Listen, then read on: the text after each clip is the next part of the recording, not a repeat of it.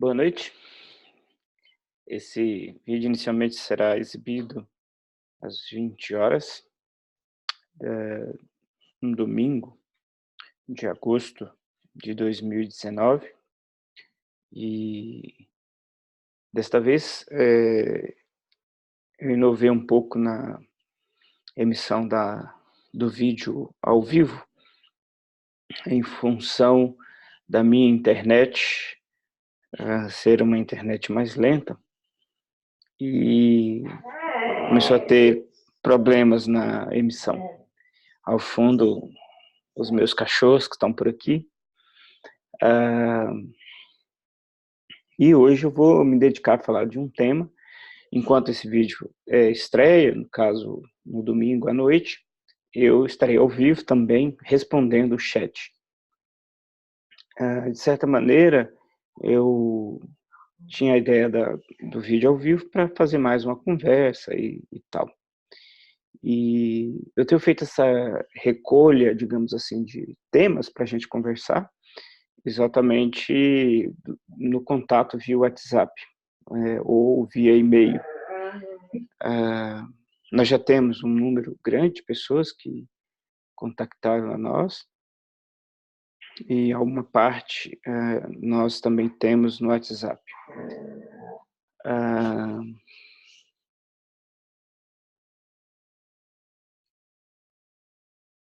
Tive que dar uma paradinha para convidar os meus cachorros a ficarem um pouco mais calmos. Então, voltando, e aí eu recolho as informações e monto o vídeo, e aí eu consigo preparar melhor a exposição, fica mais produtivo assim. Pois bem, a chamada é entrar na maçonaria, porque esse é um dos primeiros contatos que as pessoas têm feito. E aí, a pergunta é simples: como é que eu entro na maçonaria? E a resposta não é simples, e é isso que as pessoas têm dificuldade, algumas, de compreender. Não é uma má vontade da minha parte em não querer responder, ou querer enrolar a pessoa para depois, digamos assim, levar ela para lugar nenhum. Algumas mais apressadas eu digo: olha, desiste, procura outro site. Porque com muita frequência nós não nos perguntamos se a nossa pergunta ela é de modo correto. E não é. A pergunta precisa ser formulada adequadamente. É como se eu estivesse procurando uma coisa, e aí eu passo por várias coisas que se eu tivesse ficado um pouco atento, eu teria visto, mas como inicialmente eu não estava procurando, eu não vejo. Esse problema, de uma forma um pouco diferente, e já foi formulado lá por Platão, né? Como que a gente realmente identifica que algo novo vai chegar? O Platão tem uma resposta que em outro momento a gente fala dela. Platão, filósofo, século V a.C., portanto há 2.400 anos.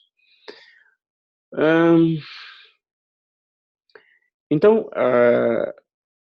essa é uma pergunta muito recorrente. Eu já escrevi no blog de entrada, onde a pessoa pega o WhatsApp, assim, 4 perguntinhas e 4 respostas, e tenho insistido que a contribuição que eu posso dar é a contribuição de um quadro, um conjunto de informações. Rompendo aí uma ideia da internet que num único vídeo você vai saber sobre alguma coisa. O Facebook, por exemplo, aconselha que você não faça vídeos maiores do que 2, 3 minutos. Então, quer dizer, a vida aparentemente está sendo muito rápida, e a pergunta é se essa rapidez ela produz um contato de nós com nós mesmos ou não.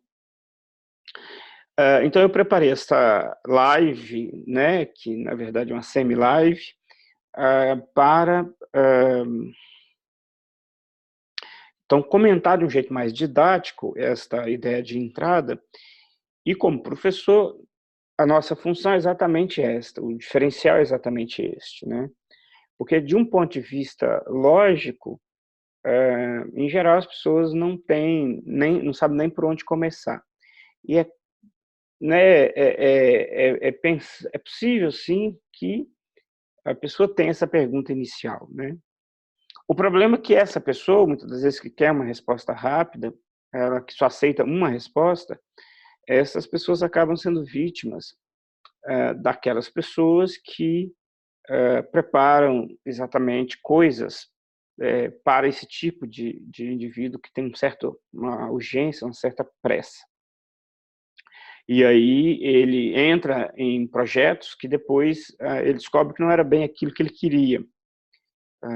Uma das frustrações muito corrente é a ideia de que você entra na maçonaria.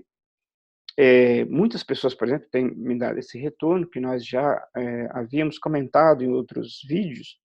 Muitas pessoas entram na internet, procuram maçonaria. Isso é uma realidade nossa dos últimos 10, 15 anos, né? E acha que aquela coisa que aparece no site é a mesma que está do lado da casa dele, ou que ele passa, ou que ele vê. Isso é muito comum nas cidades de interior do Brasil, na cidade onde eu nasci, existe uma loja lá, e aí você não se pergunta, e é natural que não se pergunte, se há alguma relação entre aquele nome que está aparecendo na internet com aquilo que está do lado da sua casa. Infelizmente, não. A gente precisa ir, como tudo na internet, saber que nem tudo que aparece é bem o que aparece. E aí, a minha exigência de que tenha pelo menos paciência e leia e ouça as informações de entrada, né, que eu sempre coloco aqui o link na descrição do vídeo, é exatamente que é o preparativo do preparativo do preparativo, né, para te instruir em algumas coisas. E de modo assim muito categórico, né, você só vai compreender a minha resposta e vai aproveitar a informação se você pelo menos ouvir este vídeo, né? Senão você não aproveitará nada, porque se você exige a pergunta, se você vai me indicar ou não, eu, em última instância, como eu não tenho nenhum interesse em te vender nada, eu te digo que não, eu não vou te indicar. Ainda que eu peça que a pessoa veja o vídeo exatamente para compreender que o fim em si mesmo do conhecimento aqui é importantíssimo para você, né? Ele tem sim algo a contribuir contigo. E aí a expressão é só informação, isso já revela uma série de outros problemas, né? Por exemplo, como professor em cursos secundários, universitários, quando a pessoa não consegue, por um momento, né, deixar o futuro e se concentrar no conhecimento, ela nunca consegue apreender de modo adequado o conhecimento. Ela chega com tanta vontade, na verdade, de ir para o mercado de trabalho, que ela parece que não tem tempo para se concentrar no presente e aprofundar o conteúdo. Ora, mas quando ela chegar no mercado de trabalho, sabe o que vai fazer falta? Vai fazer falta que ela não, naquele tempo que ela estava fazendo o curso, ela não se informou o suficiente. É claro que é possível se formar, apesar disso, com deficiências e que se espera que depois, pelo menos, a pessoa aperfeiçoe. Mas se a pessoa não tem essa disposição já no primeiro momento, dificilmente ela adquire depois. E isso acontece com tudo, né? E nesse momento acontece também com o que a gente oferece no blog. São 30 horas aproximadamente, que inclui aí a parte de você ver pequenos vídeos, ler pequenos textos e escutar os áudios anotando. Os áudios ficaram um pouco mais longos. Se você não compreender isto, você não vai entender o que é maçonaria, você não vai entender, inclusive, como que entra. E aí nós vamos, eu preparei uns slides aqui para a gente fixar melhor isso. Vamos aos slides que eu preparei. Eu vou compartilhar aqui a tela e entro, e depois no final eu retorno. Muito bem, aqui. Então, nós temos aqui, eu vou ver se eu consigo fazer um pouco mais amplo. Ok. Então, como entrar na maçonaria? Essa tríade: sustento, saúde e sabedoria. Eu tenho pesquisado em torno dessa tríade, que é uma tríade apresentada por um professor, filósofo, escritor, de origem portuguesa, mas que viveu aqui no Brasil, portanto, luso-brasileiro, Agostinho da Silva. Eu tenho aí articulado e meditado um pouco sobre isso. E eu tenho relacionado isso à maçonaria. Um saber não pode nunca ser solto, sem sempre organizar essas três dimensões. Vamos passar para a próxima. Então, antes de você querer entrar na maçonaria, nós precisamos saber, e é isso que eu ofereço, o que é. Porque como entrar está estreitamente ligado com o que você sabe dela. Se, em geral, você vem com essas ideias, preconceitos, aqui no sentido que eu ensino em filosofia, de que algo é anterior ao conceito, a palavra em português não é escrita, obviamente, desse jeito, a palavra que é toda composta, né, numa única palavra, preconceito, ela já é o aspecto consolidado de um engano, no qual eu não formulo um conceito. E, na verdade, você, então, antes de conhecer, você formula uma ideia, e você não passa a um ponto seguinte, que é conhecer a ideia, para chegar num terceiro, que é dar um juízo sobre, isso aqui é bom ou não é. Digamos, com a fruta, você pega, você olha, você faz um preconceito, você coloca ela na boca, aí você em seguida produz um juízo sobre essa fruta. Uma manga muito gostosa, por exemplo. Ainda que eu pensei numa ameixa que tem aqui no sítio, uma ameixinha, né, chamada ameixa japonesa, pequenininha assim, amarelinha, que é uma delícia. Algumas são mais azedas, as outras não. Quando eu imaginei, eu tinha imaginado isso, vou ser honesto, e não uma manga. Então, essa operação nós fazemos com muitas coisas, com várias coisas, de termos uma ideia anterior e depois nós passarmos por uma ideia elaborada e, portanto, conseguir aí formular um juízo apropriado, que é um terceiro momento. Então, nesse processo de saber que é a maçonaria, nós precisamos articular, né, eu, você, né, falo eu, mas também é você que participa. Nós trazemos aqui para a ideia dos preconceitos e a maçonaria. Essas três dimensões aqui, a gente precisa conversar sobre elas, porque se você não compreender isto, você já começa errado no processo. Vamos lá para o próximo. Aqui está a parte mais densa. Eu poderia ter montado, mas eu não domino tão bem o PowerPoint, então eu já fiz tudo pronto. Eu quero falar do eu, aqui como vocês podem ver, que é antes de eu saber o que é a maçonaria, veja como que a coisa funciona dentro de mim mesmo e veja como que é uma etapa fundamental. Então, nós temos aqui a ideia de um eu, e aqui nós temos uma seta, que a minha ideia é de que é o desejo. Eu desejo que essa seta continue até chegar aqui em maçonaria. Só que no meio tem aqui uma parede, e essa parede ela não permite que esse vetor passe. Ele até pode acontecer dele tentar passar e, digamos que ele só projetar uma ideia falsa de que ele chegou do outro lado, mas na prática ele não chegou. Isso aqui, por exemplo, muitos que eu vejo que não entraram na maçonaria e já usa sinais, símbolos maçônicos. Aqui mesmo no WhatsApp tem pessoas que já colocam imagens, né, que se diz de maçonaria e tal. Então, eu acho que é um pouco isso, quer dizer, deseja chegar naquele lugar e antes mesmo de chegar, já se cria como se fosse... Aqui volta e meia eu encontro alguns, inclusive, que usam algumas palavras que hoje em dia a gente encontra pela internet. mas não sabem eles que eu sei que eles não são, né? Porque você precisa existe uma sequência de coisas, não é só saber 2, 3 palavras e pronto. Que é aquilo que eu falei na live passada de profanação. Mas então tome cuidado quando esse desejo é intenso, você desconhece essa parede, só que ela existe. Que parede é essa? É a parede da realidade. É o que a gente chama de real.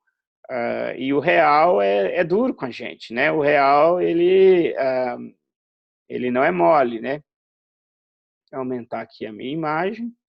Então, nós temos aqui, como vocês veem, eu creio que acima aqui da minha cabeça no vídeo, né? A ideia de onde a gente quer chegar. Voltando aqui na parte onde eu estou passando o mouse, esse vetor é a força. Essa força é muito importante, né? É o desejo de realizações e ela é muito... precisa ser orientada. Só que digamos que ela é uma força bruta, ela não é uma força organizada. E aí, quando ela bate nessa realidade, na parede do real, ela tem 2 saídas. Uma, que eu vou falar mais adiante, que eu coloquei aqui para cima, mas é porque eu precisava organizar didaticamente. E a outra é uma força aqui para baixo. Então, será que isso aqui eu consigo riscar? Não.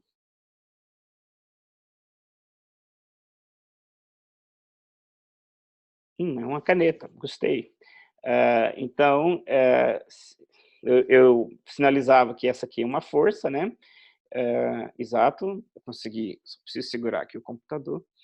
E ela vai projetar, tentar passar por essa parede. E como ela não vai passar, ela vai aqui, digamos assim, isso que eu queria fazer, é como que ela vai fazer esse pontilhado para a gente dizer que, né, ela chegou aqui. Mas o pontilhado é só para a gente diferenciar que é como se fosse uma miragem, né? E aí ela tem 2 saídas, uma para cima e outra aqui. Esta aqui, que eu chamei de síndrome da raposa, que não quer as uvas, eu me referi àquela historinha infantil, não sei a fonte, se é aquele famoso ilustrador, aquelas famosas fábulas de Esopo, eu não tenho certeza. Preciso procurar a fonte dessa historinha, ainda que é difusa, né? A raposa queria comer as uvas e não conseguiu pegar as uvas, aí saiu dizendo, elas estavam verdes mesmo, eu não queria. Então, essa síndrome aqui, ela, e também a palavra síndrome aqui é um jeito popular, não se trata do termo utilizado aí pela psicanálise, seria o estado da raposa que não queria as uvas, seria melhor assim do que eu colocar síndrome. A síndrome é um processo dinâmico que envolve várias coisas, ainda que pode ser também pensado assim. Mas deixemos aqui o estado, né? A situação de raposa que não queria as uvas mesmo. Nesse estado aqui, nós temos uma situação muito complicada que o indivíduo, por ter visto esse vetor aqui ser frustrado, né, fustigado, não realizado, ele tem uma tendência de fazer construções muito negativas sobre o objeto desejado.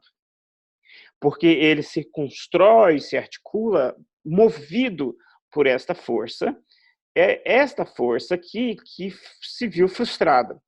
E nessa marca dela, ele constrói as histórias que são histórias muito preconceituosas, né? E aí a gente volta à ideia do preconceito. Quer dizer, ele não habitou este lugar, ele não foi para cá ainda, e ele então tem ideias porque ele formulou essas ideias apenas aqui dentro, né?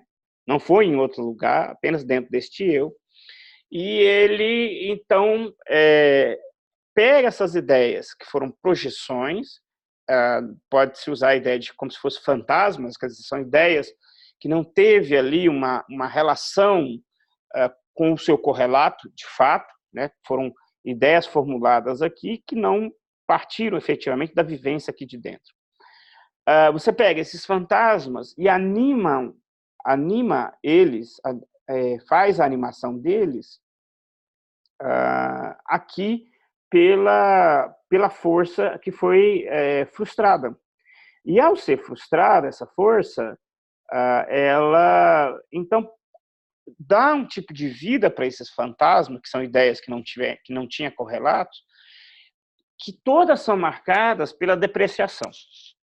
Então, as histórias ridículas de que maçonaria é coisa né, do demônio, é coisa do macabra, é coisas obscuras, todas, nada mais, nada menos, se explicam por pessoas que tentaram, a maçonaria não tem por hábito o expediente das igrejas, muito menos dessas igrejas que aterroriza todo mundo com seus alto-falantes, que tiveram que começar a pôr placas nas portas, né, o próximo, olha, Deus não é surdo, então não precisa gritar.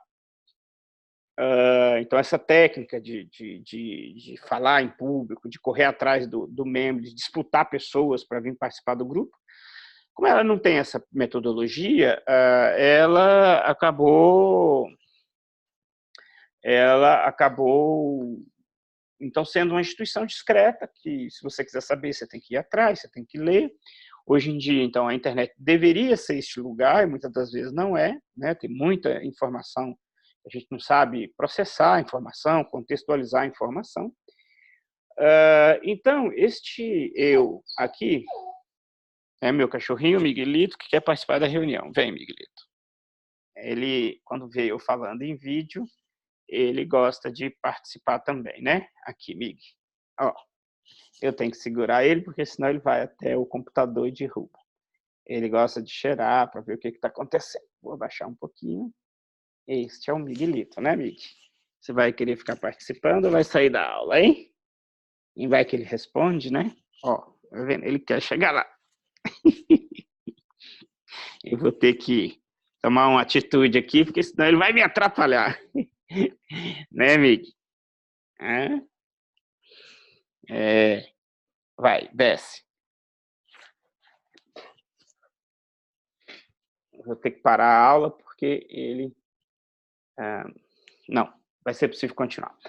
Então, eu dizia que a segunda força é quando ela bate na parede. Ao invés de retornar para esse aspecto da frustração, né?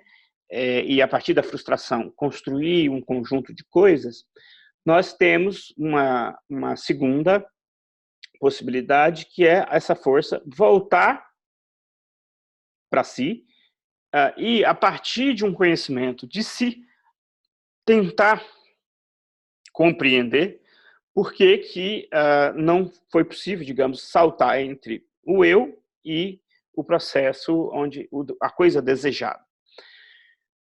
Isso é da condição humana, né?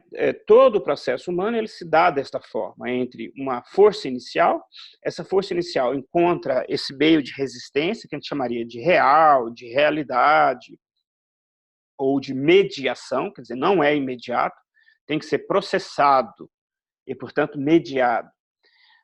E como nós lidamos com esse processo de mediação, é que vamos saber se a gente vai ficar mais aqui nesse processo que eu chamei da síndrome da raposa, ou do estado de raposa, ou a pessoa vai conseguir construir, e aí seria uma alternativa, a metodologia, o caminho para tentar chegar aqui na maçonaria. Mas não só a maçonaria, em qualquer outra coisa. E nessa estrutura, nós vivenciamos hoje o fenômeno do consumo. E o consumo virtual, sobretudo, ele encurtou esse momento aqui do querer e do realizar. Né? O clique na internet é um pouco isso. Eu desejo, eu clico e eu compro.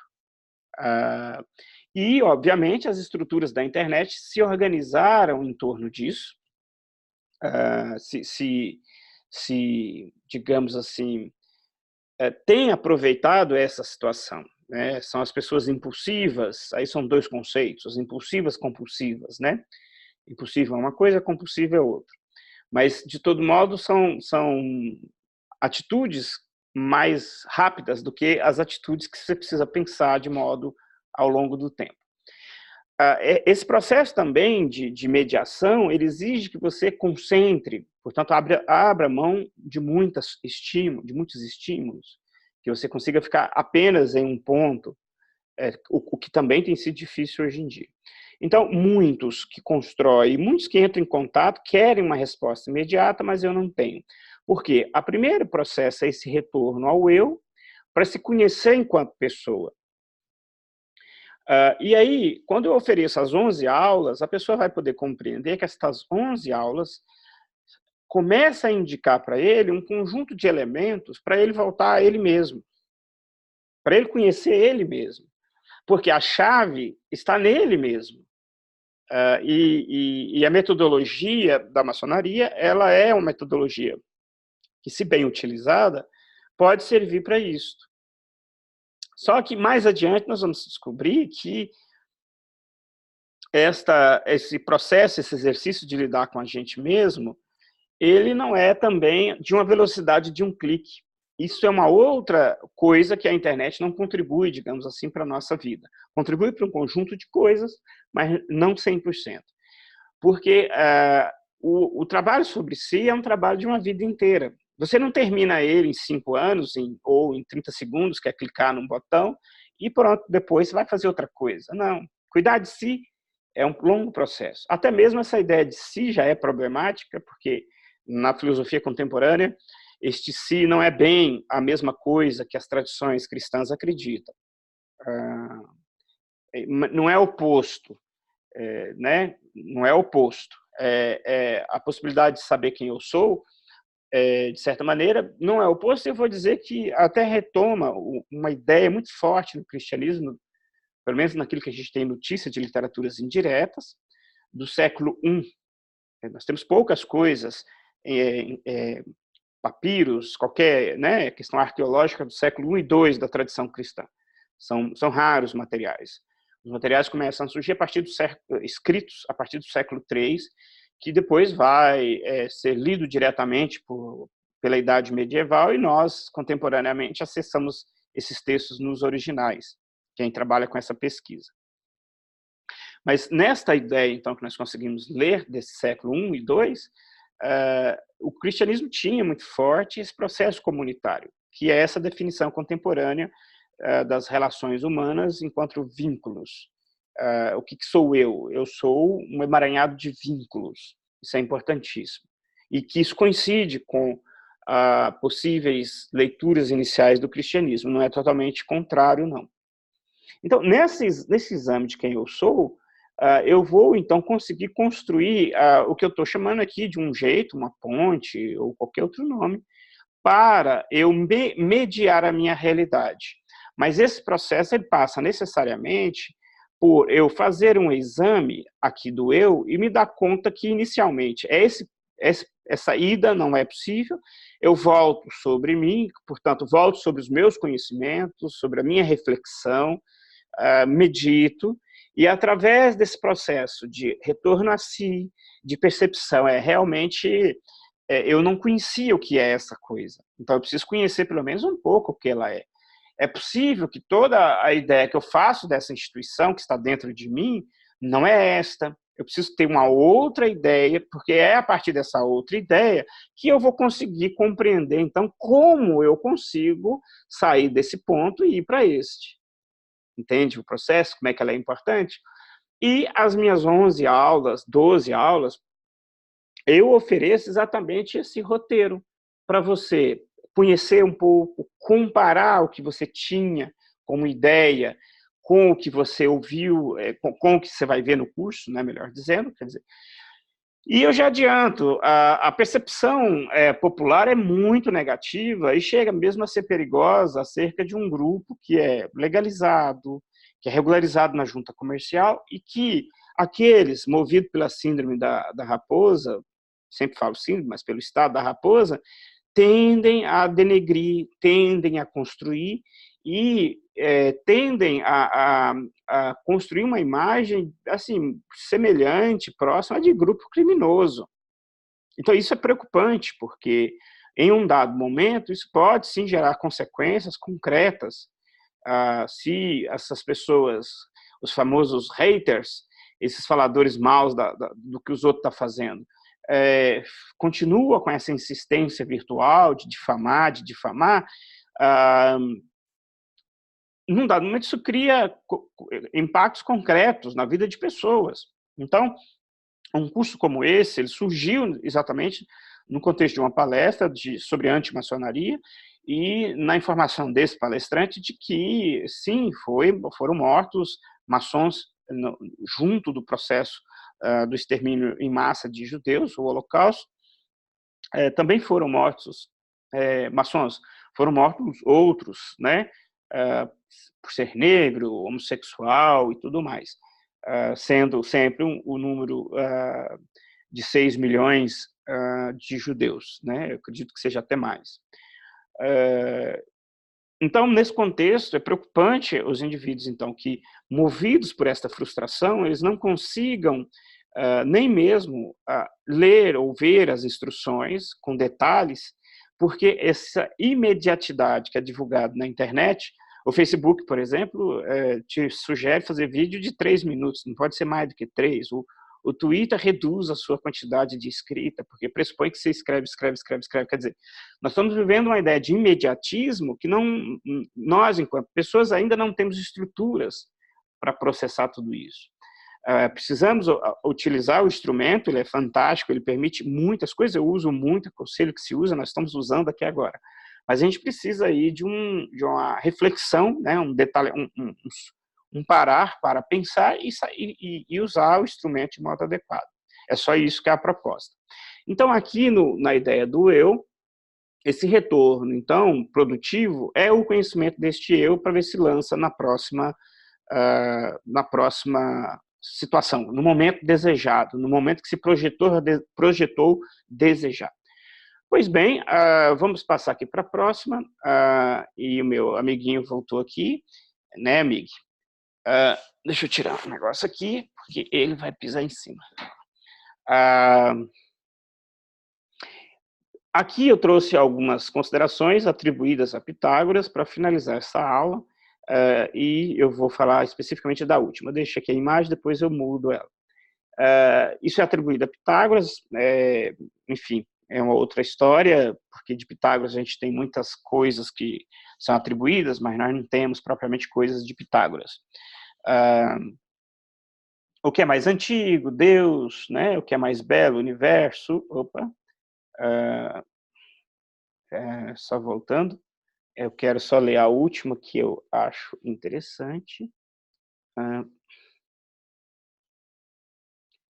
Voltando aqui. Aqui. Vou passar isso. E o que é mais belo, o universo, porque é Deus que o criou, né? Que é obra de Deus. O que é mais fácil de todas as coisas, que é dar conselhos. E qual é a coisa mais difícil? Conhecer a si mesmo.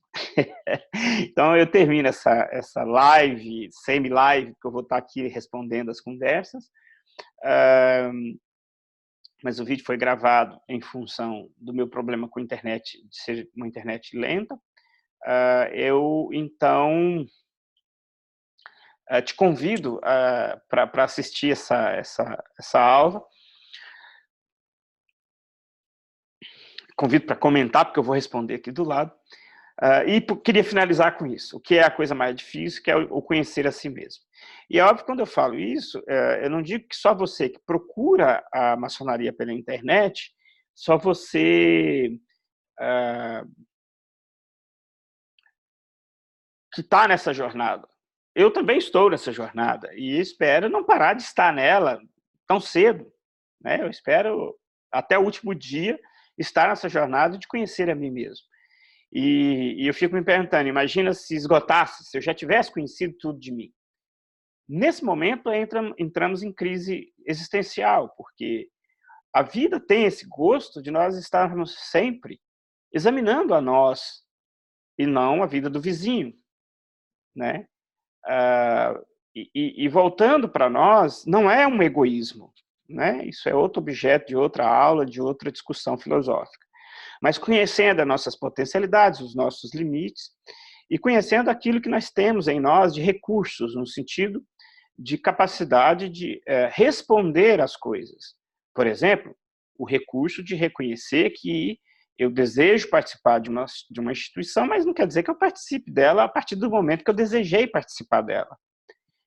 Eu posso achar que eu tenho condições, etc., etc., mas eu nunca posso perder de vista que eu estou num estágio anterior à instituição. Isso quando a gente confunde esses processos, a gente cria um processo de arrogância muito forte.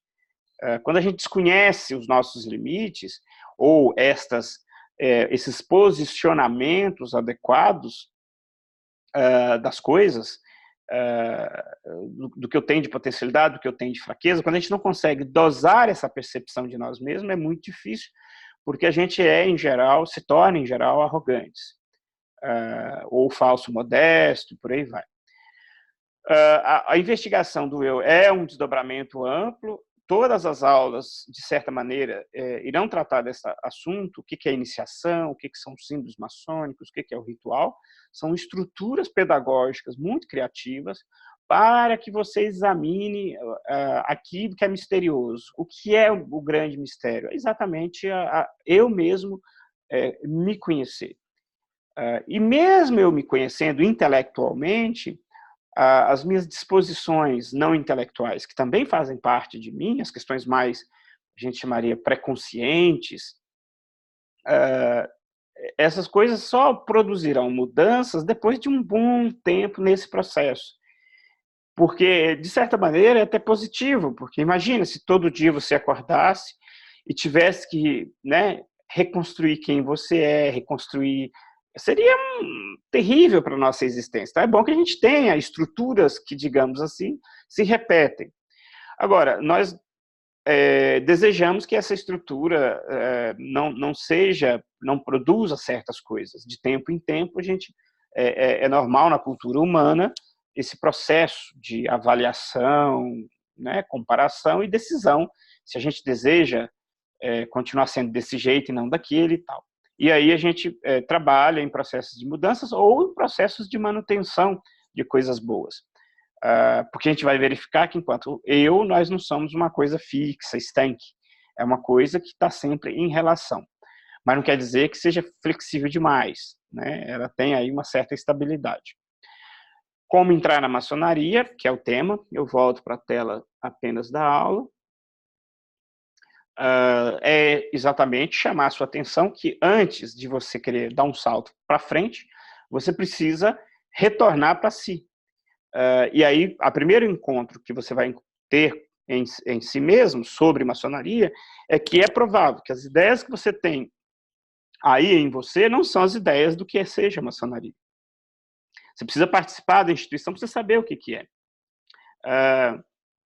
É claro que depois de um tempo você vai verificar que certas coisas realmente você já tinha essa disposição. Isso é evidente, é importante que exista. A maçonaria trabalha com questões que a gente chama de universais, né? Ela não detém coisas exclusivas, ela apenas tem modos de organizar essas coisas que acabam sendo singulares. Mas você não faz parte, né? Eu jogo bola no campinho de várzea e torço para um time. Visto a camisa, sou apaixonado, mas eu não posso confundir, que eu não jogo no time. O time amador que eu jogo tem uma camisa parecida com o time, mas eu ainda não jogo nele. Então é bom que eu jogue primeiro. Que eu nunca me passe por sendo do Flamengo, ou do Corinthians aqui em São Paulo, ou do Galo lá em BH, né? E tantos outros times aí que existem pelo Brasil, e que ocupa a vida das pessoas de um modo extraordinário.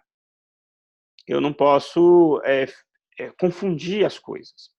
E em maçonaria é isso.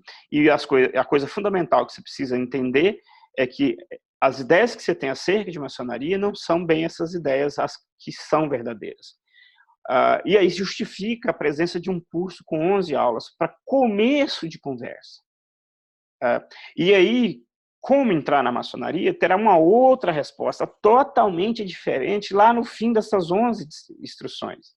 Você vai ver que a pergunta no início é errada E qualquer resposta que eu te dê agora no início será uma resposta errada, porque uma pergunta errada é resposta errada. E aí a gente tem que fugir esse padrão binário de escola, de falso, verdadeiro, que para a condição humana tem que ser muito mais coisas. Neste caso, a pergunta. Reformule a sua pergunta, né? E como que nós vamos reformulá-la? Ao longo do conteúdo do curso. E quando a pessoa descobre que isso não é para ela, eu fico feliz, porque eu contribuí com ela e espero que ela procure outro lugar. Procure um outro lugar que possa, obviamente, ser, que fale a ela, né? E ela não perca o tempo dela, não, de quem ela vier a contactar e etc. Muito obrigado e até a próxima live, que não é muito live, do próximo domingo. Forte abraço a todos.